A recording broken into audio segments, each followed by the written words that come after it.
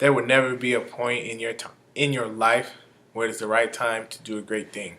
If you're waiting for that perfect moment, that perfect timing, it's not going to happen. You know what you have to do. You have to create the perfect time, the perfect opportunity, and the perfect situation.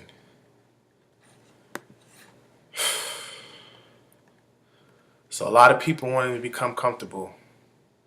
They stop growing. They stop wanting anything. They become satisfied. People getting ready to go to jobs they don't like, jobs that are making them sick. You see, when you're not pursuing your goal, you are literally committing spiritual suicide.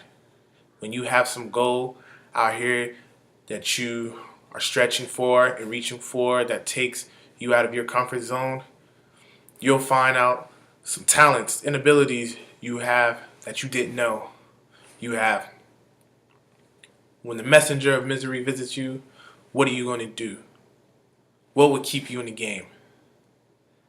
There are things that you think you'll never need to know, that you may only need to know one time in your life. But that could save your life because you had that knowledge. Unless you attempt to do something beyond that, which you've already mastered, you will never grow.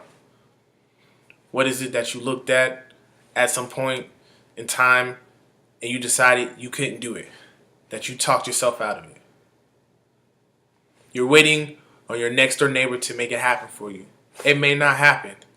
If you're waiting on your mother or your father, they may be so ancient in their thinking that they do not understand this opportunity that you have.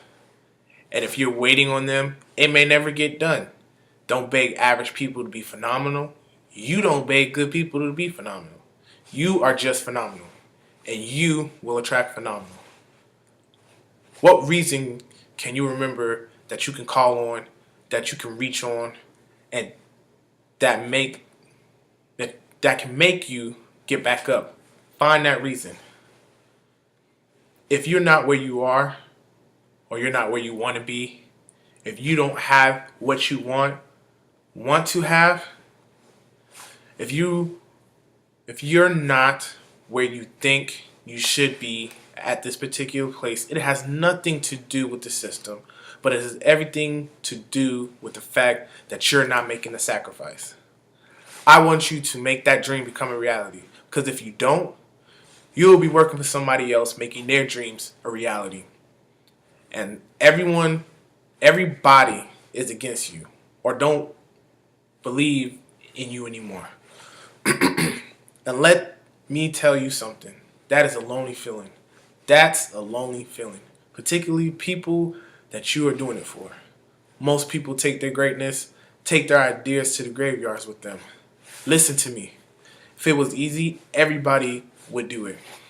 There are people right now who are working who don't want to work. There are people who hate their jobs but keep getting up to do it. The wealthiest place on earth is the graveyard, because in the graveyard we find inventions that we will never be exposed to, ideas, dreams that never become reality, hopes and aspirations that were never acted upon. The question is, what are you going to do with your time? What drives you?